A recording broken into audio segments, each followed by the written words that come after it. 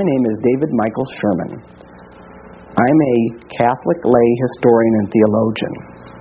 For nearly 30 years, I have studied the history of salvific incarnational monotheism. My studies begin in prehistory, and the information that I hope to present in a multi-volume series on the history of monotheism continues down from prehistory through the intertestamental period. Every day, millions of Mahayana Buddhists, Vaishnavas, Christians, and other monotheists repeat the names of God in prayer. Buddhists, Christians, Vaishnavas, and Muslims use prayer beads. This is a Christian rosary. There are 54 beads. Bead means prayer or to pray, and is from the same root as the word bid, meaning to beseech, plea, or ask for. Rosary actually means garland of roses, or Rodha's garland. These beads are called japa mala. They are used by Vaishnavas in prayer. There are 108 beads. 108 is a sacred number to Vaishnavas. The Mahayana Buddhists also use a string of beads with the number 108, and they repeat the names of God much the way that the Vaishnavas do on their beads. According to the scholar Richard Garba, the rosary was misnamed from the Japamala due to an error in translation of the Sanskrit word japa. Japa means prayer in Sanskrit, but with a longer second vowel, it means rose. Mala means garland. So this is a rose garland, and this is a rose garland. They are both garlands of prayer. These may seem like interesting but historically late and insignificant connections. However, if we diligently make a comparative study of the names of the Judeo-Christian deity, we soon find that in both the Hebrew and the Greek, there are numerous connections to the Vaishnava and Mahayana Buddhist names of God. In addition to linguistic studies, using any good standard references, if we compare doctrines, practices, and related symbols and imagery of the deity in these three various traditions, Christianity, Mahayana Buddhism, and Vaishnavism, we find a practically limitless number of parallels. In the fields of history of religion, comparative religion, and theology, there are many important questions of origin and diffusion that have been raised by specialists in Egyptology, classical, Judeo-Christian, Oriental, and Indological studies. Many of these questions are related to whole complex systems of names, doctrines, practices, and symbol, which can be found virtually intact, not only within narrowly circumscribed geographical or cultural boundaries in time, but extend over vast epochs and enormous areas from Europe, Northern Africa, and Japan to the Pacific and Aleutian Islands, Australia, and the New World.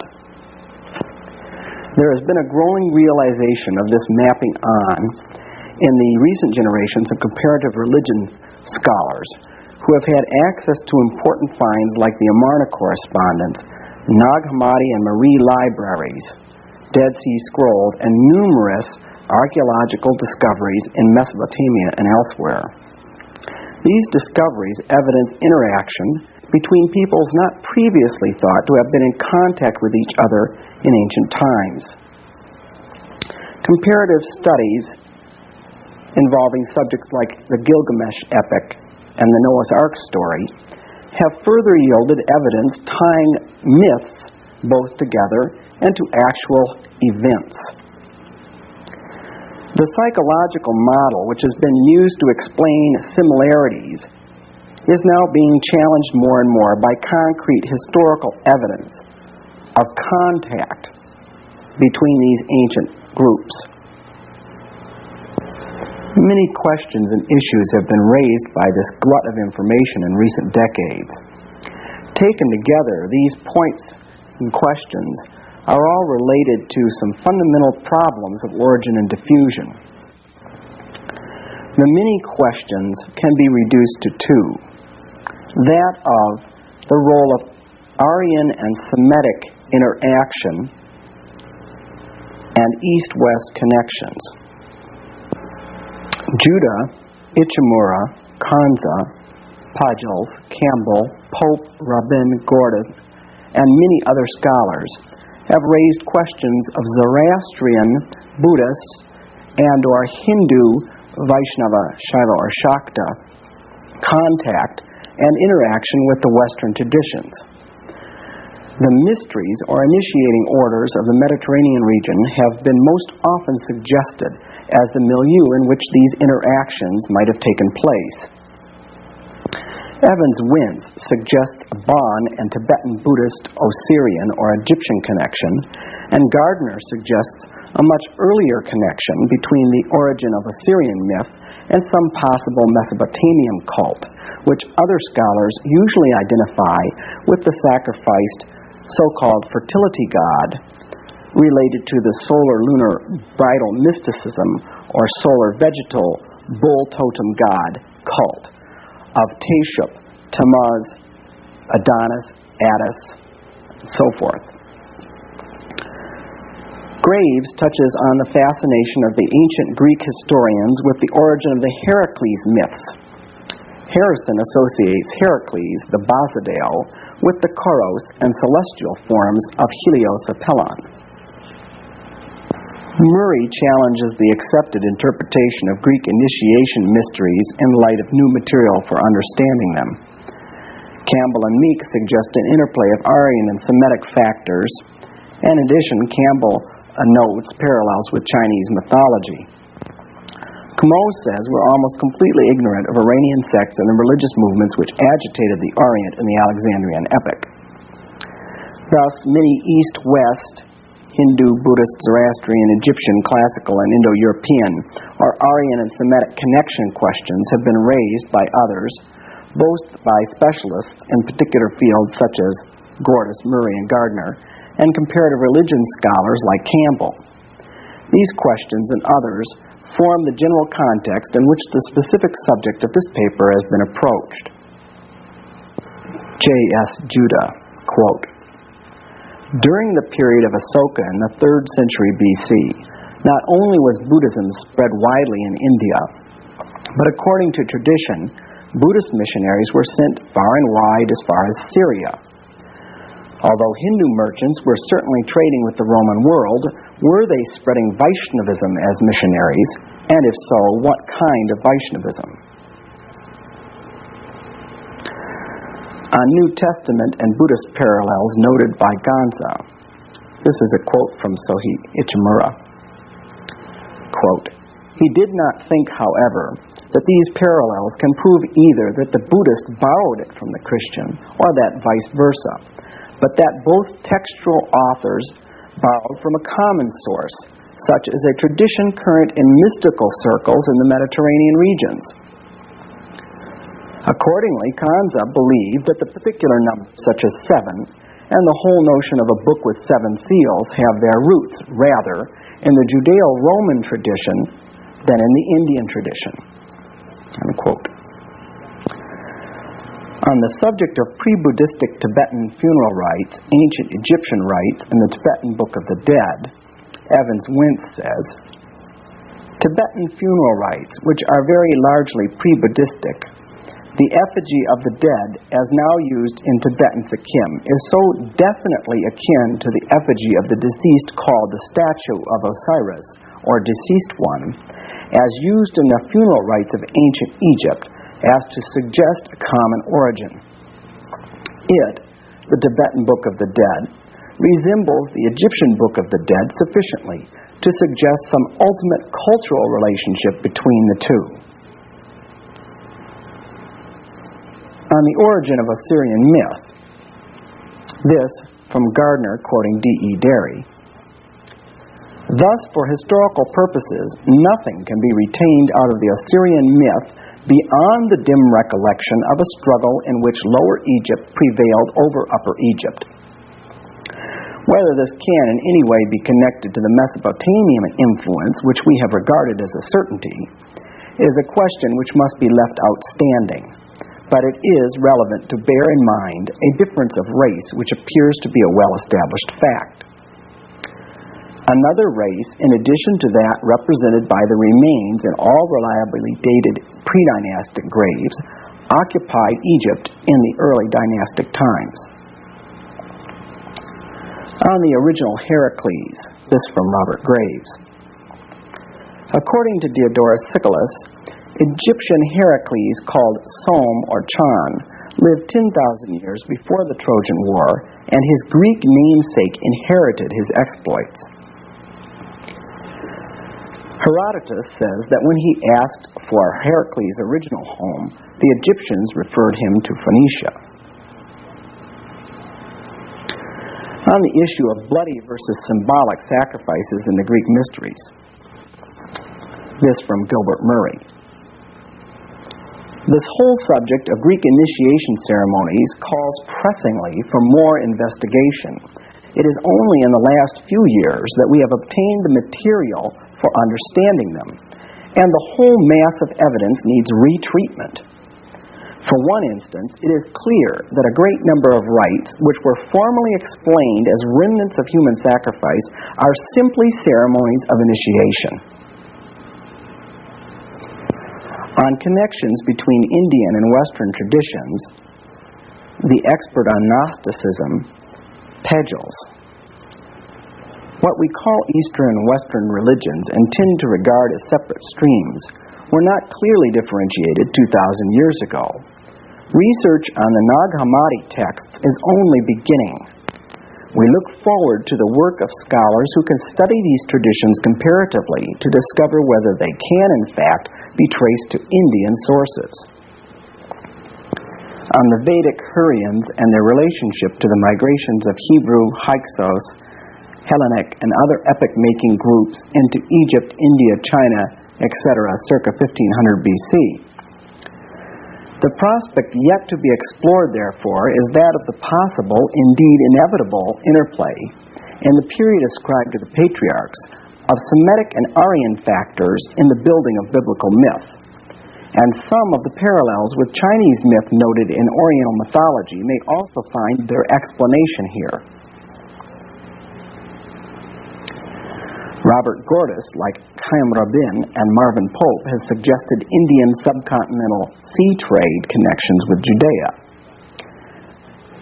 Gordis, that Solomon had regular commercial relations with India is being increasingly recognized as scholars reevaluate the biblical evidence in the light of new extra-biblical data.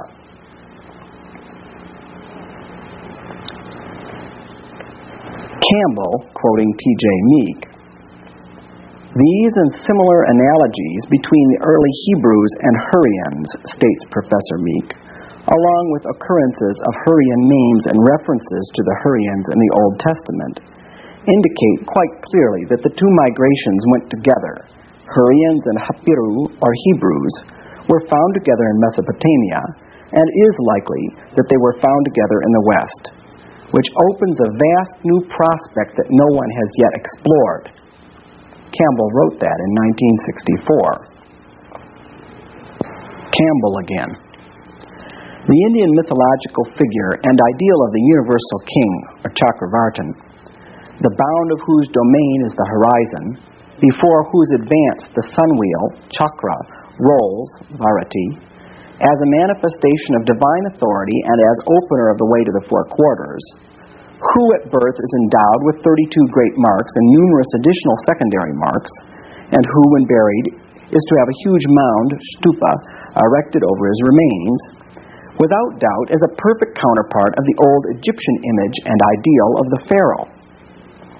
Such parallels are not accidental concatenations, but related, deeply meaningful, culture-structuring mythological syndromes that represent the very nucleus of the paramount problem of any seriously regarded science of comparative culture, mythology, religion, art, or philosophy.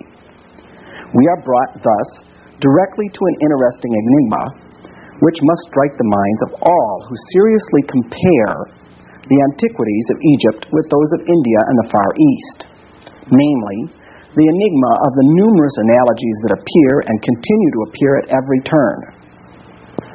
In 1964, Joseph Campbell wrote on the existence of a single syndrome of symbolic forms in the Aegean Islands and the plains of northern India.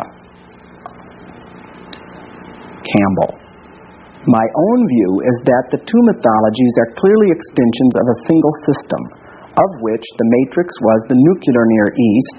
The period of diffusion preceded that of the rise of the great Bronze Age Sumero-Egyptian kingly states. Campbell's view, in a very general way, is consistent with my own. The existence of a single interracial and linguistic system from Europe and Africa through Asia, prior to the rise of the great Sumero-Egyptian states, is supported by a mass of evidence I have observed in nearly 30 years of study, focused primarily on salvific incarnational monotheism. Indo-European and Semitic interaction, especially the Hurrians and the Hapiru, is very central to this study.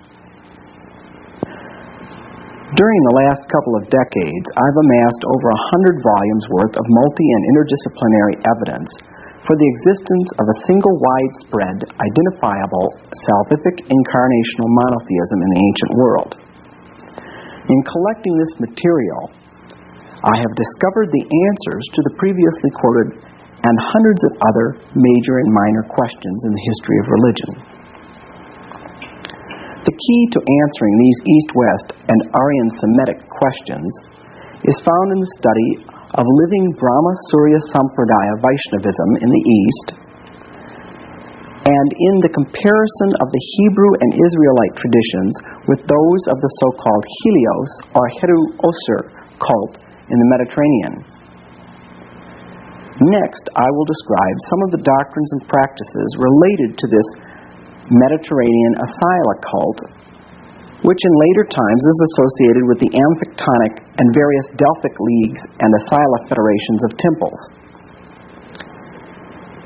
I will also touch upon specific, early, identifiable social structures, religious doctrines, practices, and symbols related to this Asyla Federation of temples.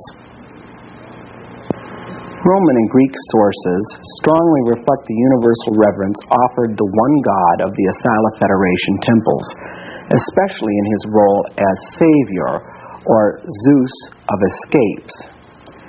He was the refuge of all, great and small, in any land where his worship was dominant.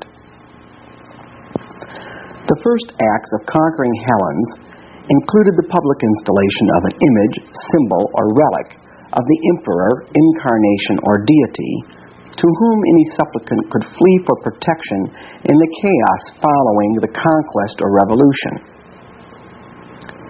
In this way, places as well as persons or things could be claimed for God. Hallowed ground, sacred images, etc., remained, and temples were built to house the Lord, his image or relic, and to house his redeemed, his burgeoning household of converts, political refugees, runaways, his friends, consecrated virgins, adopted parents, perhaps those of indigenous groups already worshiping him, adopted children, and supplicants. The Helios-worshipping Hellenes and related peoples thought of themselves as liberators and had recurrent dreams of a universal church-state pax and a world without either general forced chattel servitude or human sacrifice. Thus the ancient Cretan, Spartan, Rhodian, Tyrian, so-called Amphictonic and other leagues to which the Hebrews belonged were sworn to protect the temples of the Helios or Asyla Federation and to support each other in any war to prevent the enslavement of League members. In practice, when refuge was sought, the crime or status from which the fugitive was fleeing would be confessed to the priest or basileio, the divine king. Vows or oaths taken before the sacred image or relic or in the name of the emperors or god were considered to have been witnessed by them personally. In the case of runaway slaves, the confession or charges against a slave owner had to be complete for the priest or emperor to pass judgment on the necessity of the slave's flight and to decide his subsequent disposition. Hence, we see the type of the religious postulant's confession before acceptance into or reaffirmation in the protection of the god, civil authority, or order. The judge. Again, as in Rome, at Jerusalem, the kings, priests, and or prophets, the anointed ones, the Basileio, Vasudeva, Messiah, or Christos, were the divine judges of Israel. They had the power to set free, to sentence to bond cities, or to send to cities of sanctuary. They set God's mark of condemnation or redemption on the accused, and yearly they sent themselves before the Dharmashana, the judgment seat or ark, as repentant sinners to seek the justice and mercy of the heavenly King of Kings. At the ark, the Vyasasan, the basilica, the foot of the religious superior and the sacred king, the penitent fugitive could find absolution and relief in approaching the merciful God of love through his agent on earth. Court was also held at the places of asylum. We see the use of the temple or throne room as court. The asylum and trial prefigure the suspension of civil law within the jurisdiction of the military and religious community. Martial and other religious orders reserve the right to pass judgment on one of their own. Within the order only, peers or religious superiors might question, sentence, or discipline the accused. This is related to the Spartan system of self-governing childhood fraternities. As in Rome and Greece, at Jerusalem, the kings, priests, and or prophets, the anointed ones of God, were the divine judges of Israel. They had the power to set free, sentence to bond cities, or send to cities of sanctuary. They set God's mark of condemnation or redemption on the accused.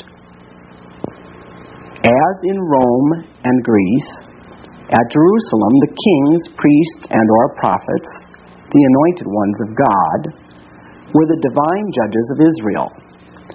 They had the power to set free, to sentence to bond cities, or to send to cities of sanctuary. They had the power to punish. They set God's mark of condemnation, redemption, or protection on the accused. And yearly they themselves went before the Dharmasana, the judgment seat or ark, as repentant sinners to seek the justice and mercy of the heavenly King of Kings. At the foot of the religious superior, the sacred king or queen, or in the presence of the image of the unseen Lord of Hearts, the penitent fugitive could find absolution and relief in approaching the merciful God of love through his representative on earth. At temples of Asyla, the refugee was purified, protected, healed, and uplifted. Asyla were also hospitals for sick bodies as well as sick souls. While the self-righteous considered the sick as sinful pariahs to be shunned, the incarnations and votaries of the Supreme God were often famous as healers throughout the ancient world. Within the Asyla, no violence weaponry, or sexual activity was permitted.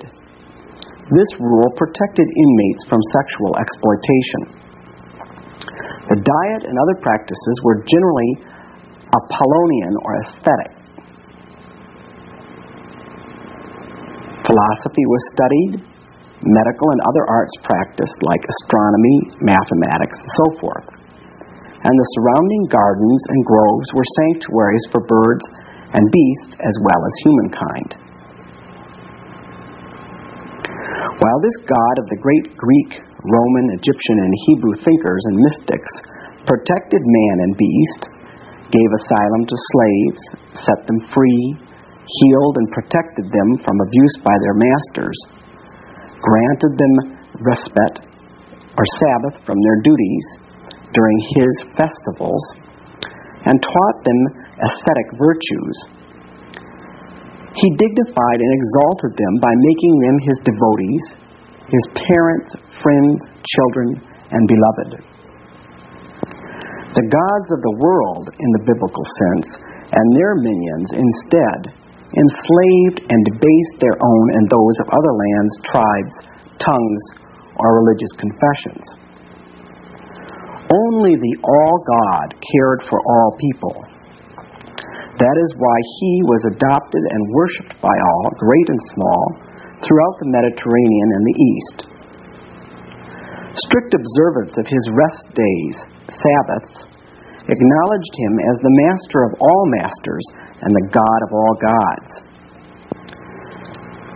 Sabbath or festival observances were the test of supreme master for ruler and slave alike. Just as during the Indian struggle for independence in modern times, civil disobedience was the servant's expression of allegiance to the higher master. God's claim had precedence over all other claims, civil and religious.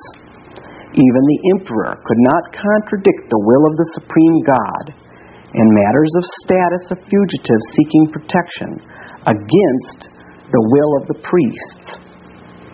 This practice of religious sanctuary has even survived into modern times, with the suspension of civil authority on the grounds of temples and churches descendant from the Asyla Federation.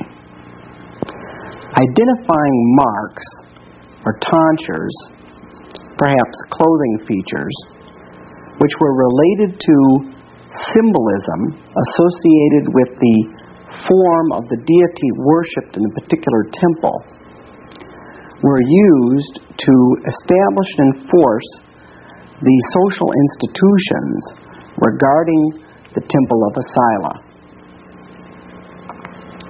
Identifying marks or features. The sign of God's, emperor's, or master's ownership, condemnation, absolution, adoption, or protection was usually some easily recognizable mark or distinguishing feature of face or body painting, tattooing, or branding. Sometimes tonsure and or dress and ornamentation was used for the same purpose.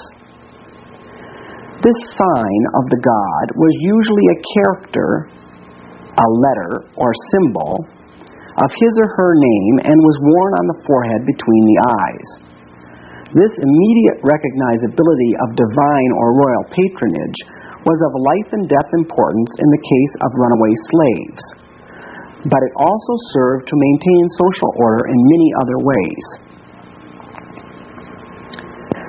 Tattoos of patriarchal or matriarchal lineage, see Varna or Kula Tilaka, served two principal purposes.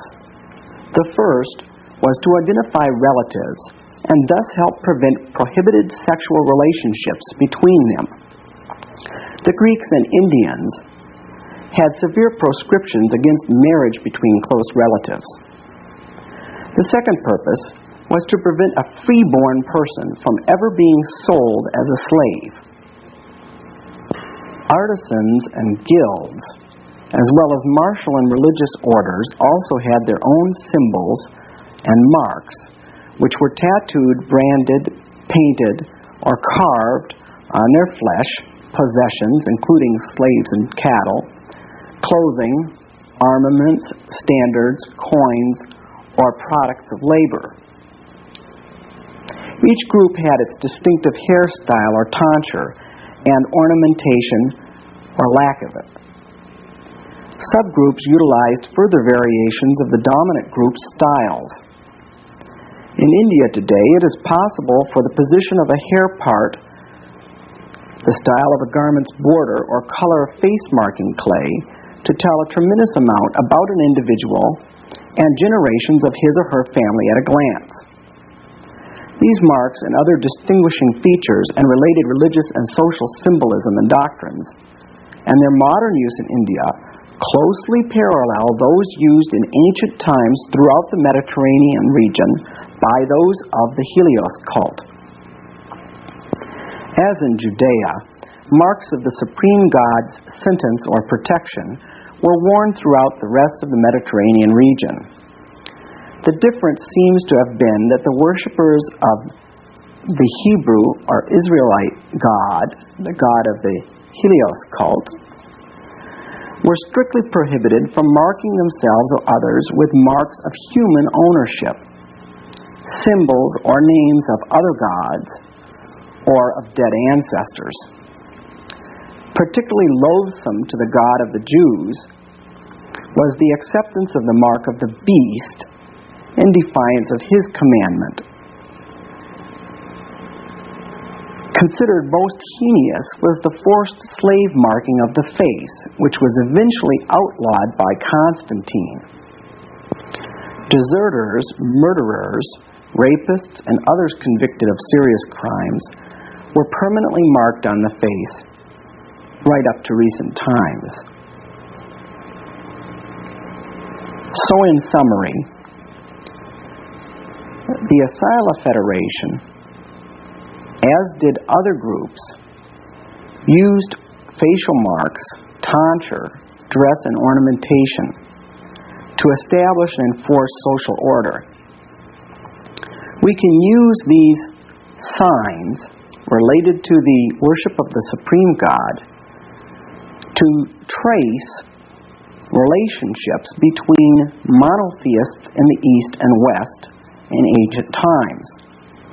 The marks themselves are associated with the names and forms of the supreme deity as he was worshipped at his various temples belonging to the Asyla Federation in the West.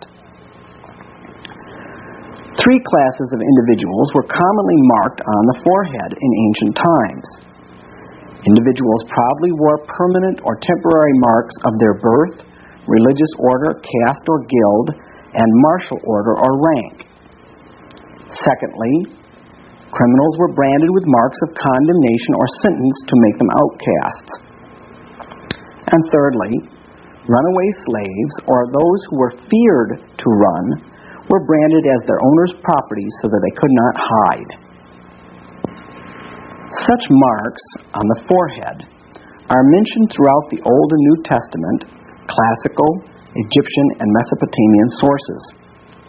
The same specific mark types related to the cult of the one God appear throughout the Mediterranean, in India, and in northern Buddhist contexts, where they seem to be generally associated with the same doctrines and practices related to the Asyla Federations. The Asyla doctrine of vicarious atonement and practice of purchasing the manumission or redemption of slaves and criminals is the metaphor for Judeo-Christian salvation. The marking of the body after baptism is the Pancharatran, Nazarene, or Christian practice of anointing the person born again, who also receives a new name as a member of the family of God. These marks on the forehead and elsewhere are mentioned throughout the Old and New Testament, numerous classical, Egyptian, and Mesopotamian sources. The same specific mark types appear throughout the Mediterranean, in India, and in northern Buddhist contexts, where they are generally associated with very similar doctrines and practices, all related to the supreme deity of the Asyla cultus. In the field of art history, there is an important point relative to this study. That's that words and pictures have to go together. In very ancient times, words were pictures. Egyptian writing was hieroglyphic or pictorial. There were a few phonemes or characters for sounds used in ancient Egypt, but most of the words that were written by use of pictographs. These word pictures, without proper determinatives or symbols associated with them, could easily be misunderstood. Therefore, the image of a man or a woman would have a symbol above or below it or next to it as a determinative in order to identify the specific person or demigod, for instance. If it was a class of things, there was a determinative for that. In India, all of the forms of Vishnu, and in Nepal and Tibet, the forms of Lokeshvara, are associated with the very same determinatives which are used in ancient Egypt. In India and Nepal, they are called vahanas, asanas, and astras. Astras are the weapons or symbols that are held in the hands of the deity. Asanas are thrones and seats. Crowns are also used as determinatives, and vehicles or vahanas are used as determinatives. For instance, Vishnu's vehicle is Anantashesha Naga, the great seven-headed or unlimited-headed serpent. Sometimes it's Garuda, the eagle or hawk, as in Egypt. So we can actually trace the worship of this one deity from Egypt through the Middle East and the north of the Indian subcontinent up into Nepal and Tibet. We can also follow his worship by the use of these symbols or determinatives from Afghanistan north into China, down through Korea and into Japan. It's important to keep in mind that what was originally the form of the deity became reduced to a pictograph, then further reduced to a phonetic symbol, a script symbol, and that letter or character then was used by the people of God to identify themselves, their temple affiliations, and property which belonged to the deity. Another important thing to understand is pictorial puns. In hieroglyphics, the pictorial pun is very important. When a hieroglyph is viewed, it can have a number of different valid meanings. And the words that are derived from the hieroglyph can be very similar or different. Yet the hieroglyph stands for each one of them equally. One of the problems that arises out of this, of course, is a great deal of confusion to people who do not understand the business about pictorial puns.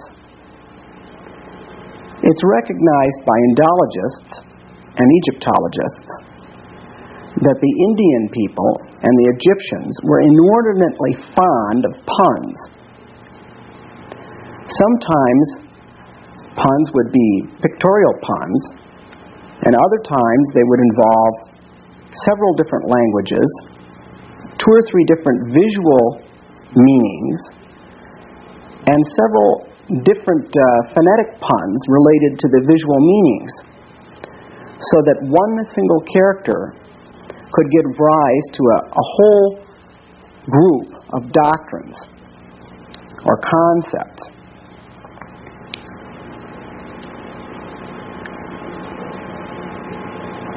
In the early consonantal scripts, there was no vowel annotation. This is another one of the major problems that's encountered in tracing the worship of the one God from the east to the west and vice versa. Because of this consonantal writing, many words are contracted or expanded and become difficult to identify.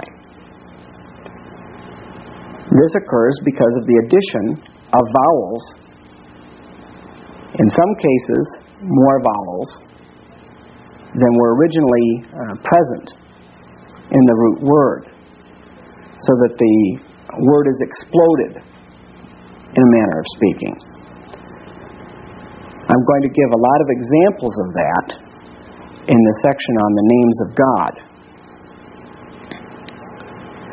The vowel sounds were actually sacred. In fact, the whole alphabet was sacred originally. This is reflected in the Vaishnava grammar and method of transmitting the sacred Devanagari alphabet. The alphabet is structured in such a way that the vowel sounds, which are considered incarnations of Vishnu, the deity, the vowel sounds are implied with all the consonantal sounds and characters. Because the doctrine is that everything in the world, which is symbolized by the consonants, is dependent upon the presence of the immanent Lord. The vowel sounds represent the Lord, and the consonants attached to the vowel sounds are his various manifestations in matter. It's interesting to note in this regard that again, the priests of the Helios cult chanted the vowel sounds as names of their deity. Confounded phoneme signs and standard linguistic sound shifts have also figured in a very important way in this study. Many mysteries can be solved regarding the names of God, his people, and terms related to his cultus by using a formula for sound shifts between the Greek, Egyptian, Hebrew, and Sanskrit languages. For instance, one of the most important of these is what happens to the soft aspirate H, or breathing. It becomes hard, goes in the direction of CH, and then K, and ultimately ends in G, guttural sounds. Sometimes it becomes soft, and goes in the other direction as a sibilant, through the various S sounds ending in Z. And some peoples did not pronounce the soft aspirate at all, in which case it yielded to the initial vowel sound. This is the explanation for the transmutations of the holy name found throughout the Mediterranean. We add this to the interchange between the R and L, and immediately we see the name of God emerge, the name of Hari. Thus, the Latin sola, Greek hli, Egyptian hiru, Sanskrit hari, Hebrew eli, Aramaic ali. Also in the Hebrew we find Ari, Ori, Uri, and so forth. In the Zoroastrian, Fare, and to the Mahayana Buddhists, it's found spelled H-R-I-H. and considered to be the form of Lokeshvara that resides in the heart of every being. Similarly, with the holy name Yah, we find various different spellings throughout the Mediterranean and Near East, but it is clearly the name Yah. For instance, in the area of Babylon, it was spelled E-A, according to most standard transliterations. And in the land of Judea, it was J-A-H, or Yah. Amongst the Greeks, it was actually I-A-W, or some form like that. And oftentimes, it was used in a compound name on the end of the name as I-A-S, or I-O-S, U-S, and so forth.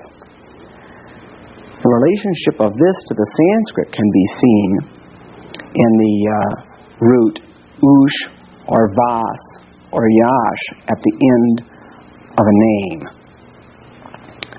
where it means being or dweller, the one who exists.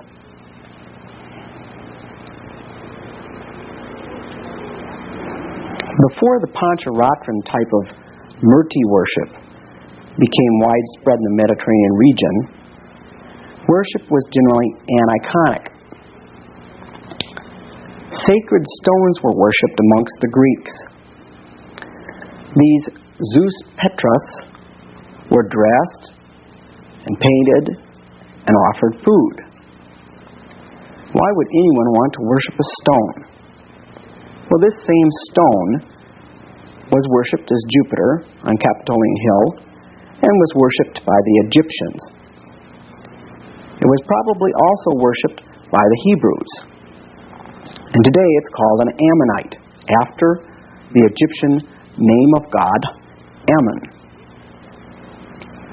This particular stone is a miraculous, self-manifesting form of the deity. It's actually a fossil ammonite.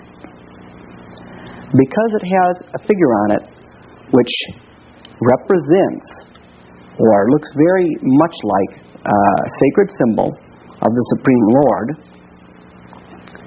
it is considered to be a self-created image made by the Creator.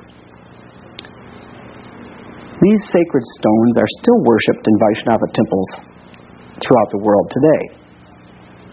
I personally have traveled to the Gandaki River and to the major place for purchasing these stones in Kathmandu, Nepal, to look at the various marks and to catalog the names of the various kinds of shilas, or sacred stones. Some of these stones are sacred to the various incarnations of Vishnu. For instance, the fossil scallop shell is sacred to Ananta Sheshanaga because the pattern of the shell is reminiscent of the hoods of Sheshanaga. Other aniconic forms worshipped in the ancient West and East included things like fire. The fire priesthood made offerings to God, as in the Old Testament, when God consumed the sacrifice through sacred fire from heaven, or miraculous fire. In the Vedic age, the sacrifices were consumed by such miraculous fire. This fire is considered to be the tongue of Vishnu, or Agni. The Jews, in fact, the Israelites, when they came out of Egypt, were in the midst of a social revolution against the corrupted Pancharatran worship of Egypt. They were a revivalist movement which sought to restore the ancient Vedic sacrificial system. Much later, the Zoroastrians did much the same thing. Also in the sacrificial system, animals which were sacrificed were considered to be types of the Purusha.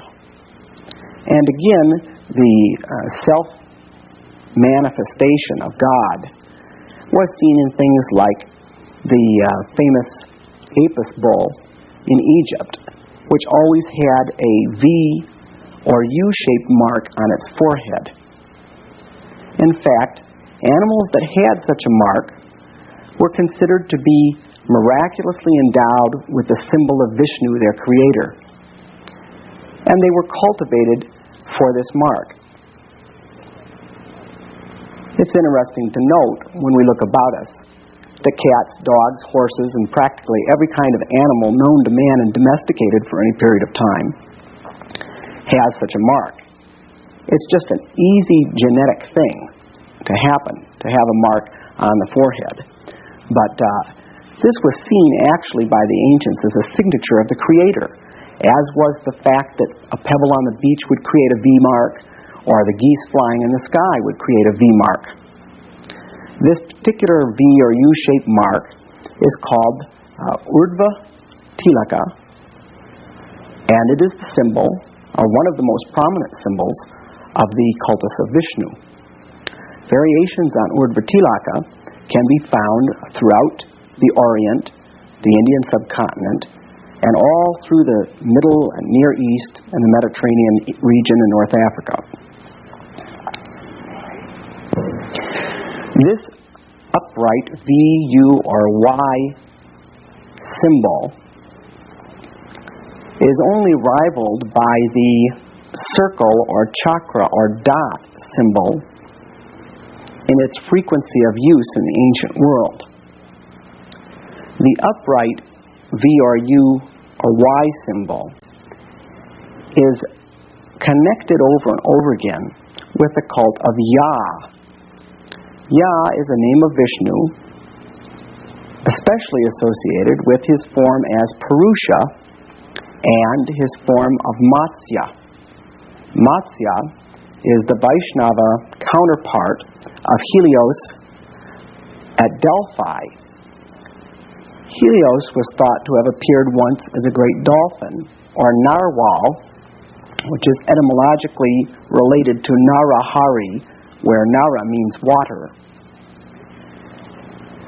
This form of Helios as a great dolphin was credited with saving the Greek Noah, or Deucalion, and also with saving the Cretan colonists who were towed by him to the Isle of Crete during a great storm. The same deity saved the Gilgamesh hero, and of course he's implied there in the Old Testament account of Noah because the deity who saved Noah was Yah.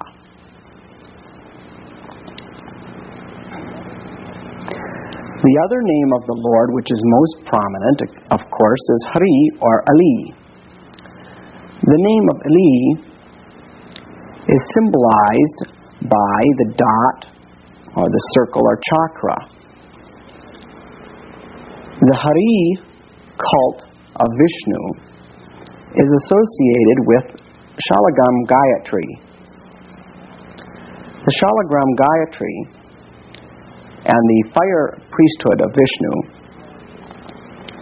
are identified with the solar dynasty of Vaishnavism. When the Brahmins chant their Gayatri, they are not praying, as outsiders think, to the sun god, but they're actually praying to Lord Vishnu or Hari, situated within the heart of the sun, just exactly as they would pray to the Holy Spirit in the heart, of whom the spiritual master or the parent, the religious authority or king, is the external manifestation. Thus we see the frequent use of solar symbolism in the cultus of Hari. In Shalagram Gayatri, it clearly states that one should worship the golden form of Lord Hari, seated within the heart of the sun. These two iconographic representations of the Lord in the water of baptism or absolution and in the fire of sacrifice are related to, in the former case, the Pancharatran Narayana cultus, and the latter case, the solar fire priesthood of Hari or Vishnu.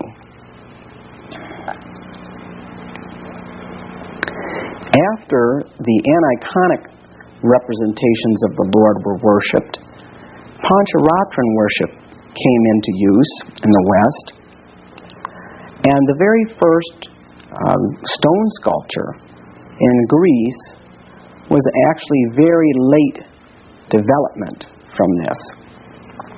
The Greeks, as did the Indians, had a very advanced technique of wood carving, but no stone carving apparently until comparatively late times.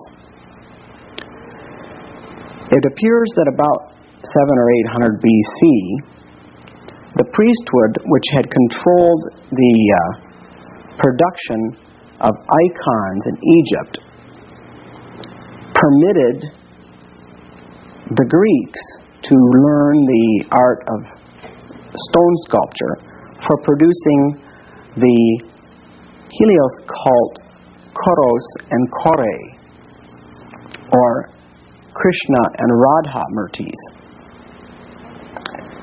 For quite a while, all that seemed to be produced by the Greek sculptors were these Koros and Kore sets. Of course, if one understands Pancharatran worship, then they can immediately recognize that these were murtis created for Pancharatran rites. According to art historians, the reason that the Vaishnava murtis in India and Mahayana Buddhist murtis, or sacred images, are so similar is that at some point, probably during the time of the Bactrians, the Easterners imported sculptors from Greece. The Indians already had a very advanced wood carving tradition, so that practically overnight, just as in Greece, a native tradition of stone carving manifest. The explanation that this was simply a matter of practicality to import these Greek sculptors is completely unacceptable when we consider that in the centuries before Christ, it is well known by ancient monuments and historians and other records that the Greeks worshipped Vishnu in India, and that there they identified their own deity of the Helios cult repeatedly with Krishna, Vasudeva, and Samkarshan or Balaram.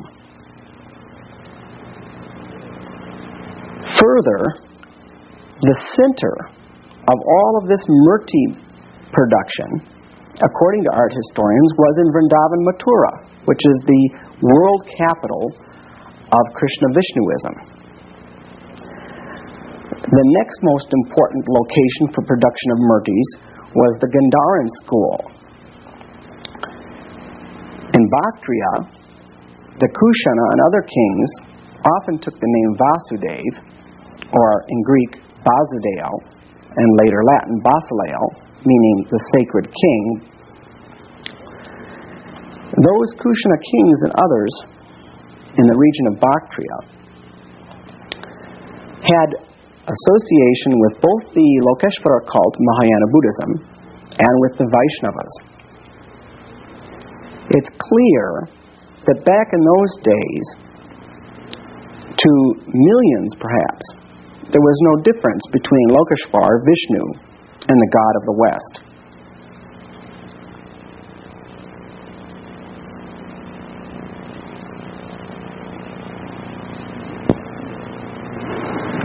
In recent years, scholars have begun to realize that what we know of Greek religion is really derived from very late myths, which were constructions of stories taken from pictures without words.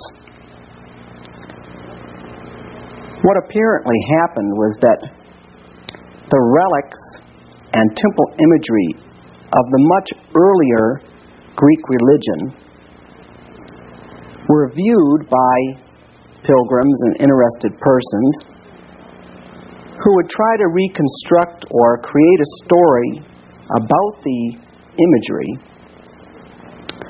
to explain it.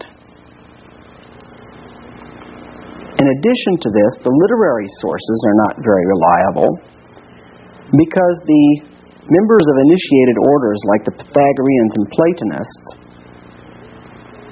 were very opposed to Homer, for instance, and Hesiod, on the basis that they were not initiated, they were not spiritual masters, and that they were simply popular public poetry writers who had no knowledge of the deities of which they wrote.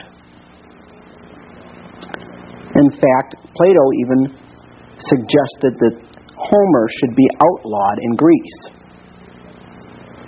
The recitation of the Iliad and the Odyssey was considered by the Platonists and others to be an attack on Greek religion and, in fact, to possibly be a threat to Greek culture itself. Their objection was that Homer had concocted stories about the gods or God, that there was no foundation in truth in these stories, that his theology was faulty, and that everything he had done was simply for popular enjoyment and was a corruption of religion. At the time of Homer, the use of the name Helios, which is a compound of the two names Eli and Yah, or Hari and Ush, or Vas, had almost completely gone out of use amongst the masses in the Mediterranean region. There's almost no use at all of it in sources not directly related to the Pythagoreans and the Platonists and the other initiated orders. It's known that the Orphics, Platonists, and so forth used the name Helios for their deity. Of course, in the Hebrew, we would say in the usual English transliteration, it's the name Elijah and the New Testament name Elias.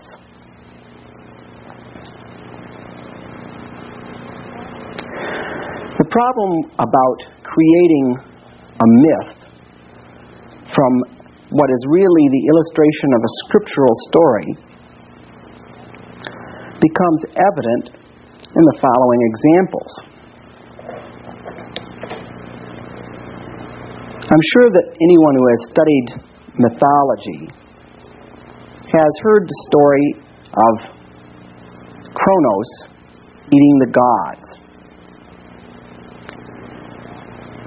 This is actually a misinterpretation of the passage in Bhagavad Gita where Krishna shows his universal form to Arjuna. In that universal, wrathful form, Arjuna sees the Lord as time personified, devouring the worlds. He sees all of the demigods returning back into the body of the Lord. When he inquires of the Lord as to who he is in this form, the Lord replies, "Time I am, destroyer of the worlds."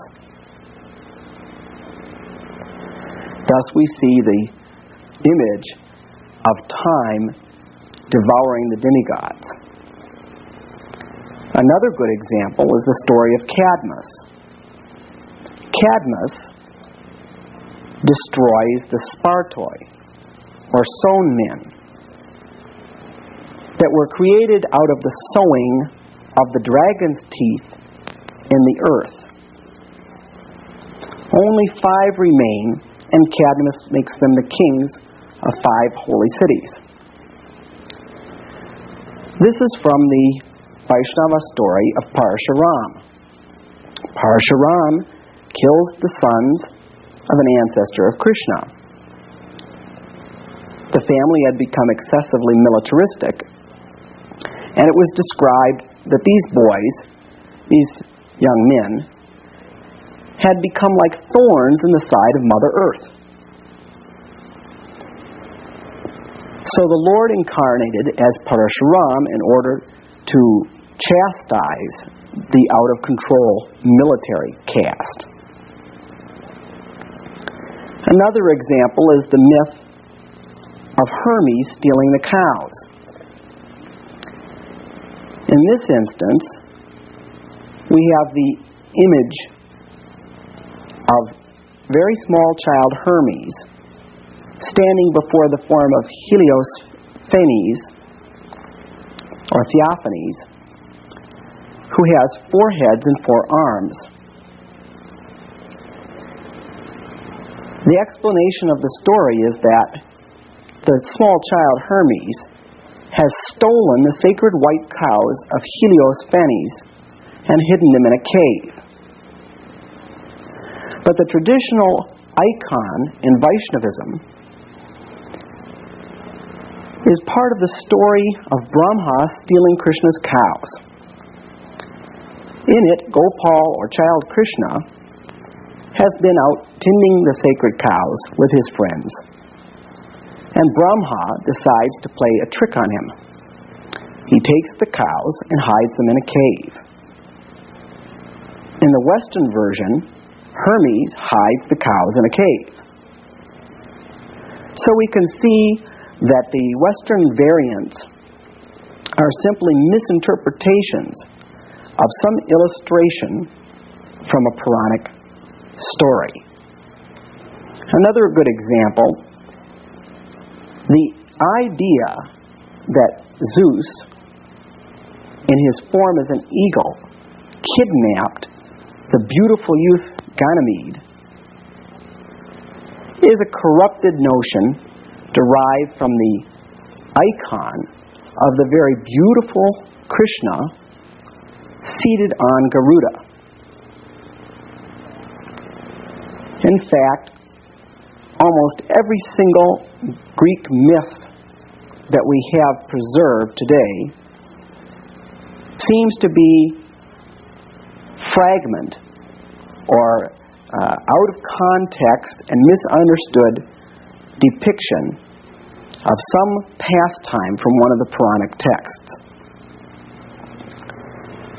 In India, the idea always was that the Western countries were not a good place to go and visit because religion was so corrupted there.